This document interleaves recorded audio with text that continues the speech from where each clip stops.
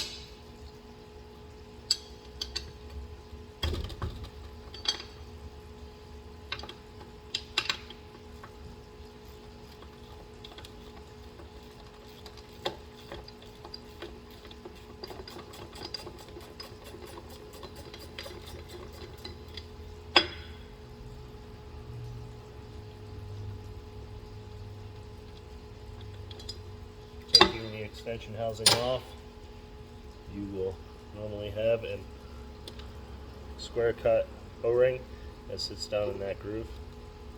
It was stuck to the case in my case here. There it is. Set that aside.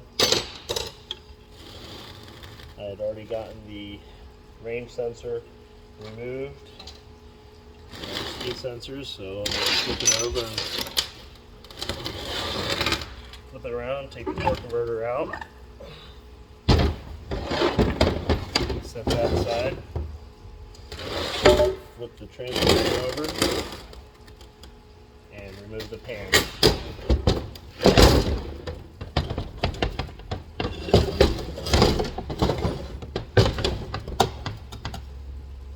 Pan bolts on these ones are 10 millimeter.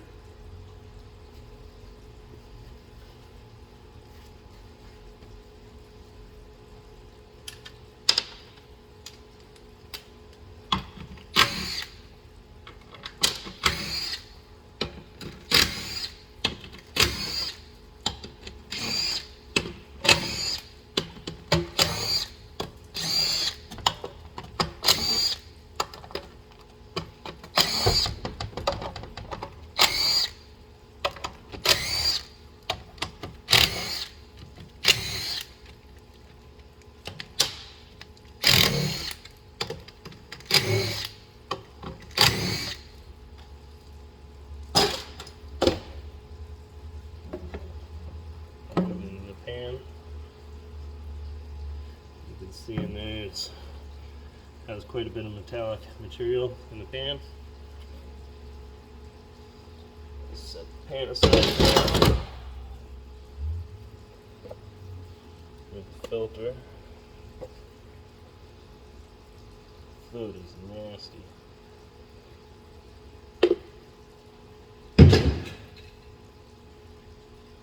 Start by disconnecting all my electrical components, my EPC, my shift solenoids, and my lockup solenoid.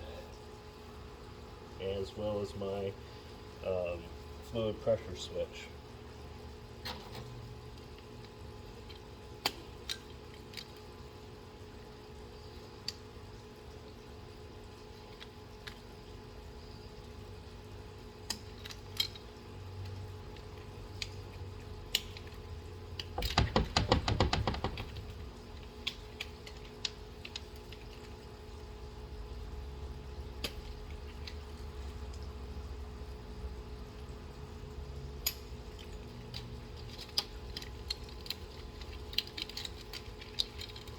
Once you get those disconnected, you can just pull it through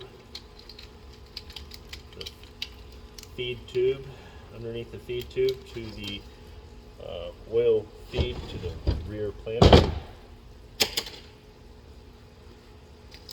There's a little pipe right here that the harness goes underneath. Just pull that out.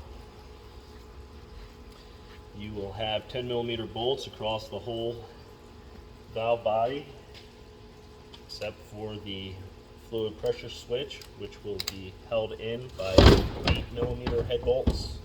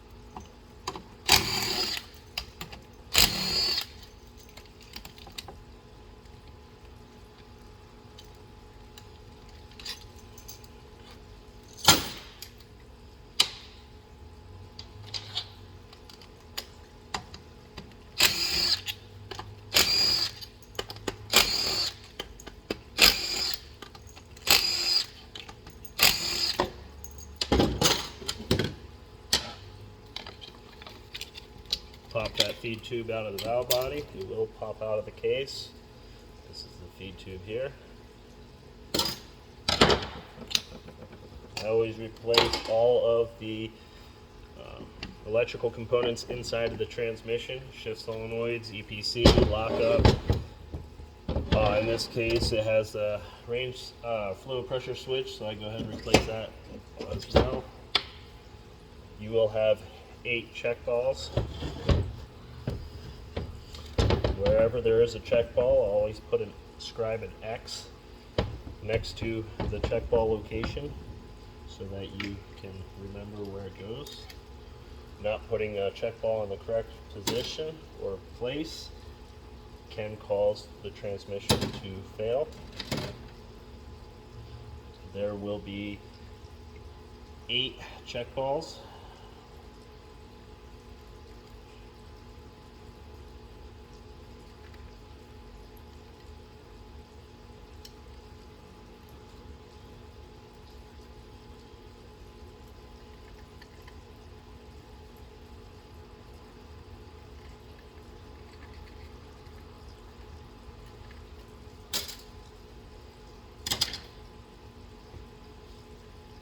I remove the case connector and internal harness from the case using a special tool that has a long notch specifically designed to fit over the long notch on the case connector. Slide that over there. Give it a couple taps.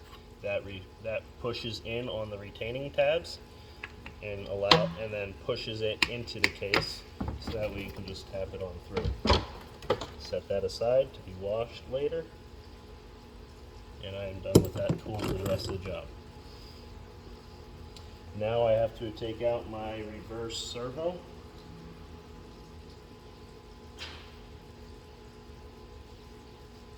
For that, it is 6 10mm bolts.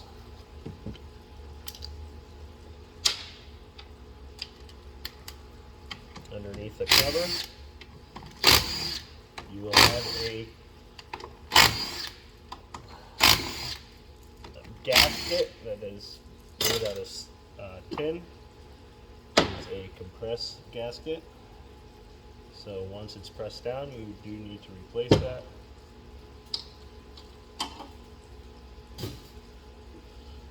Go ahead and pull the reverse servo out. You will have this big piece, outer one. Pull that out, you'll have an inner. You'll have a O-ring here, a D-ring, and another D-ring here, as well as a spring. Set that aside. At this point, I am just getting the case torn down so that I can stick it in the parts washer. While this case is washing, I will be tearing down each component individually. And then once the case is done washing, I will throw the internals into the wash. Next on this, it is a 12-point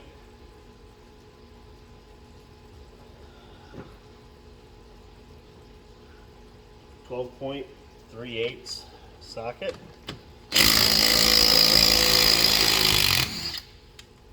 For the center support.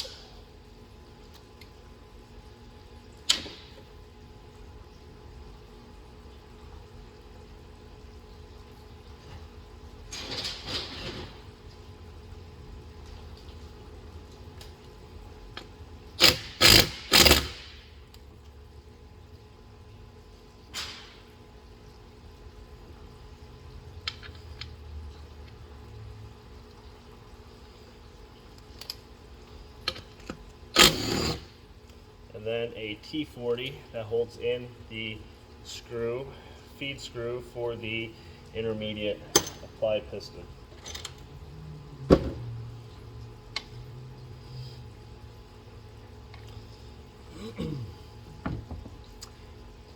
In order to remove the rear support, center support, you will have to remove the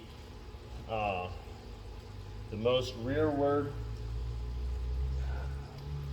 transmission cooler fitting.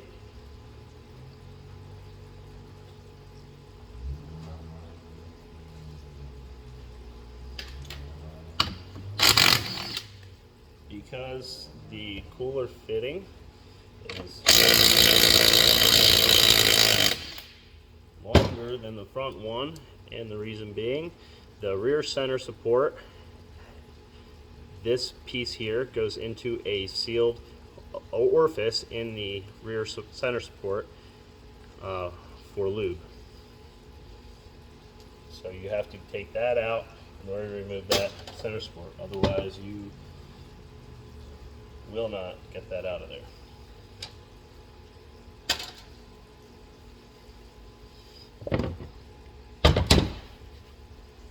Now I'm going to flip it around and take out the pump bolts, which are 13 millimeters. There are 7 of them.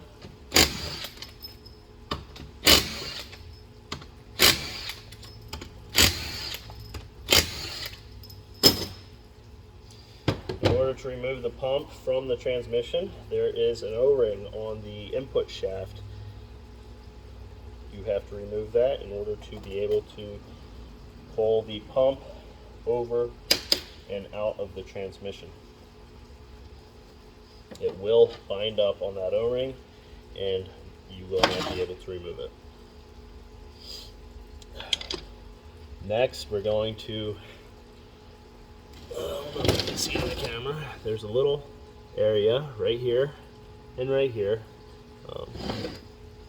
Depending on the position, you can stick your screwdriver back behind there and give it a quick pop on either side. And that pump will slide out fairly easily. Now I'm going to set the pump aside for tear down later. Now I'm going to pull out the input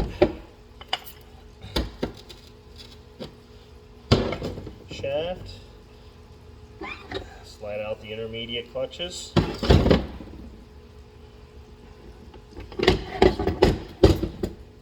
Side.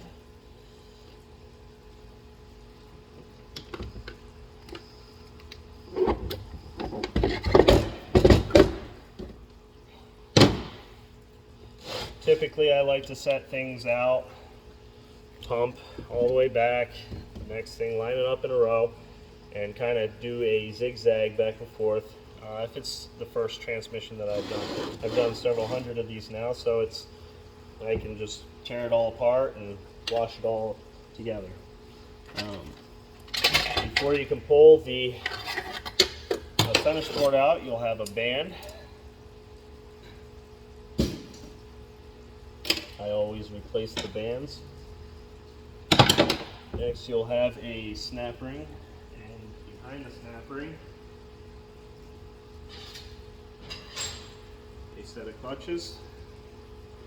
First, you remove the snap ring.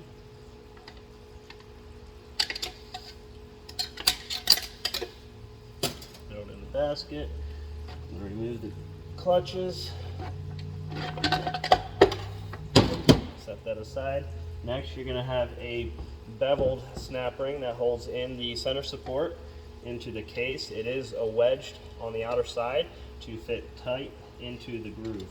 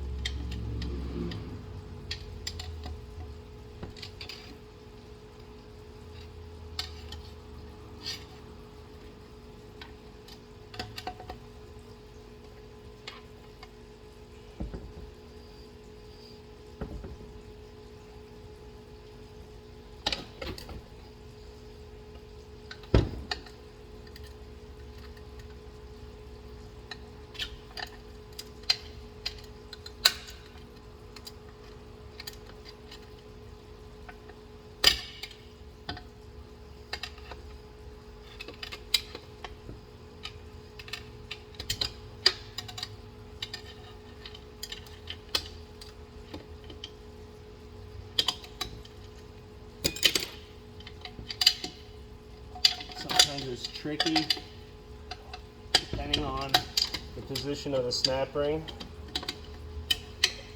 and with the transmission down, transmission fluid down, still kind of the residual fluid is just pulling up down there, so it's kind of hard to see where this opening is on the snap ring.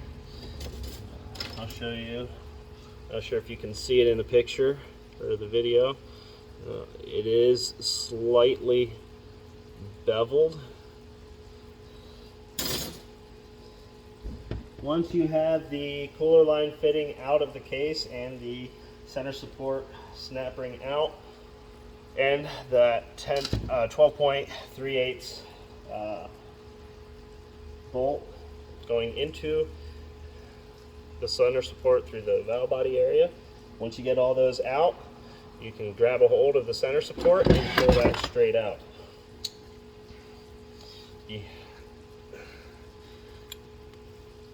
That is where I was talking about with the cooler line fitting.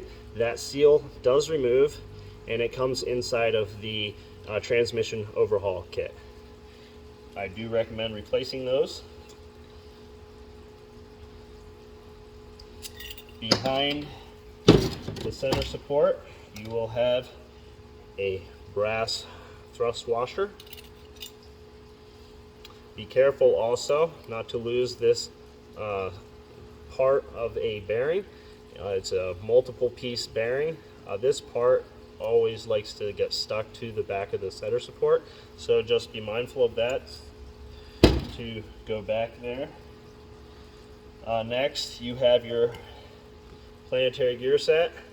This is where your front band rides. Sorry, rear band. And you have your sprag. I will set all those aside. Here is the other pieces to that bearing. You have 3. and it's going to go together like that. This part going to the center support, and you have your bearing, and then you have this part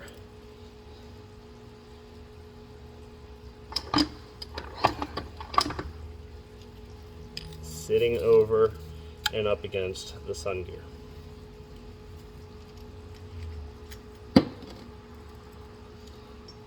Let's set those aside to be washed. I do like to keep that bearing, especially that one, together as assembly, and I like to wash that by hand, just in case something can happen. Parts always go missing inside the parts washer, so I like to set that aside and hand wash that, just so that I don't lose any pieces. Especially with those being needle bearings and exposed on both sides, any abrupt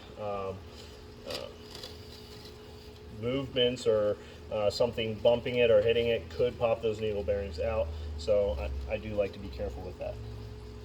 On the back side of that center,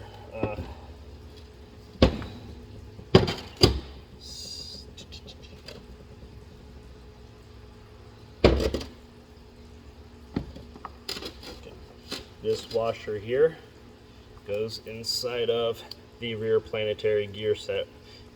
There is two lands, kind of see, one right here and one over there, and it sits in the planetary gear set has two notches for where it sits. Throw that in there for for washing. Set that planetary gear set aside. Next, you pull out the reverse band.